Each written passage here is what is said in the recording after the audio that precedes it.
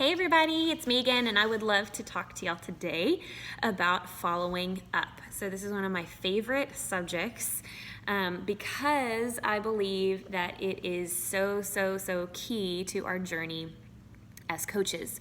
Part of we like to talk about our journey in our coaching business and our day-to-day activities, kind of in pockets or in groups, and I like to think of the forming and inviting part of our business and part of coaching as planting a seed.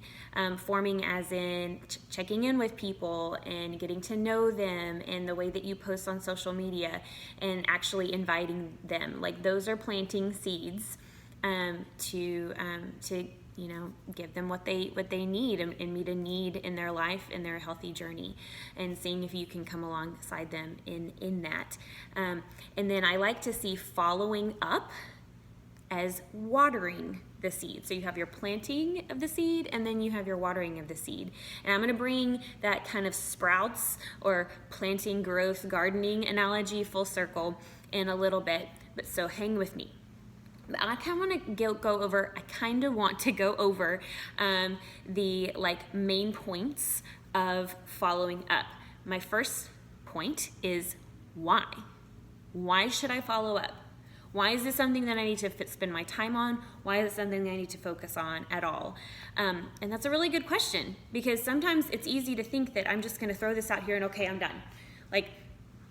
I'm just going to put this out and then I'm going to walk away. And sometimes you have to do that if you're posting, and if you're inviting kind of scares you, at least right at first. But then there is an element of going back and seeing what they have to say and looking into them, especially, and this is what I'm talking about right now, is if they don't get back to you right away, or if you don't hear from them after you have invited them. And that's what following up is all about. You've put that out there, you've checked in, you've invited, and now there's crickets on the other end and you don't know what to do. So the reason why we follow up is because it's the professional thing to do. It's not pushy, it's professional. And I think a lot of times we have to get over that in our brains, that if we follow up with somebody, or if we contact them again after that initial contact, that we're being pushy, that we're being too in your face, or to bugging them or whatever. But it's not. It's the professional thing to do. Having someone that says, okay, I understand that this might not be a great time for you right now, but I'll check back in a couple of weeks if it's okay with you, just to see if the timing is a little bit better later on. And that's kind of like leaving room, or making your next appointment with them. Just think about the fact that if your coach that sets you up and got you started on your journey, if she or he hadn't followed up with you, would you be here right now? Because I can almost guarantee you that very few of us actually said yes and jumped right on and immediately just jumped in. It took a couple of times about following up and checking in and re-inviting and those kind of things. So that is why we follow up, because it doesn't always happen the first time. You're not always just going to put that invite out there and they're going to immediately respond back to you, yes, get me started. That happens sometimes, and that's great. But follow up is necessary, because people just don't always get back to you. And if you don't go back and check in on them, it's just gonna sit there. So how do we follow up? I'm gonna give you some examples and some kind of scripts that you can follow, that you can kind of make your own and make into your own voice, and kind of make it to where it feels good for you to say that to your friends. In just a little bit, I'm going to put that here in the post. But I always like to, as a rule of thumb, number one, I like to relate to them and kind of maybe connect with the reason why they maybe didn't get back with me right away. Maybe it's busyness or distractions or your kids or running errands or just forgetting or something like this.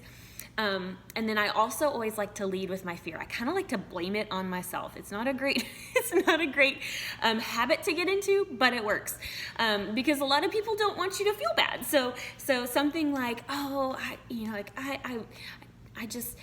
afraid of being, I really don't want to be, a pest to you right now, but I really don't want you to miss out on this great opportunity and that kind of thing. So there's some examples that will follow up with that, like how to follow up with somebody. But those are my two main kind of rules of thumb. I like to relate to someone, like, girl, I know that you're busy, I'm busy too. Or sometimes I totally forget to check my messages or something like that. And then also lead with your fear and kind of take the blame on yourself. It kind of helps other people feel like they're not quite so much in the hot seat. 3, when do I follow up? Usually I like to follow up 2 to 3 days after an invite or the last interaction that I had with them. So I'll do my invite, wait 2 or 3 days. If I haven't heard back, that's when I follow up. And then again, usually in another 3 days or so with some other kind of invite. And again, I'm going to give you some examples of those invites that you can tweak to kind of be useful to you. But that's kind of the timeline and when I follow up. So what now? What happens when you do follow up, maybe that second time or even the third time, and you still get crickets? Because we all get them. We all get them, probably more often than any other kind of response. More often than no, not right now, I'm not interested, and definitely more often than yes, sign me up, I'm ready. So most people, keep this in your brain, you're thinking about it. You're thinking about that person because you invited them and they were on your list and they were on your mind. But most people really don't think about you. It sounds terrible, but most people are not in the same wavelength. Like, we are invested in social media and we are invested in checking in with people and following up with people. But a lot of people are not. And so most times people just aren't thinking about you, or they forget. And we all do that. And I'm going to real quick do a little aside here at the end about forgetting messages. So something that's useful whenever you have those people that just kind of like ghost you or don't respond ever. And just make sure that you're paying attention to their wall, their feed, their Instagram account. What is going on in their life? Is there some big life event? Is there some like family emergency? Like, it's good to kind of know those things as maybe a reason why they didn't get back with you, or like it's nice to know what's going on in their life. That's being a good friend anyway. So if someone's kind of giving you crickets or ghosting you and you haven't heard back from them after a follow-up or two, you can go and post on their wall. Just say, hey, I was just thinking about you. Like, just something real and authentic for a birthday or an anniversary. Those are really good times to connect with people. Send them an unrelated message. Completely unrelated, doesn't have anything to do with health or fitness. Maybe you noticed on their wall that something like one of their kids was in a play, or one of their kids had a birthday, or they went on a vacation, or you really just connected with one of their posts that they put up. Like, talk to them about that or comment on one of their posts. But the main thing is just to keep adding value and keep showing them that you care about them as a person. And you're not just going to be bugging them because you want something out of them. Like, people want to know that you care about them first. And a lot of times if you do those things, it might jog their memory. Like, they see you pop up in their newsfeed and, oh, I was going to get with her about X, Y, and Z. And so that might jog their memory. And even if it doesn't, you're being a good friend.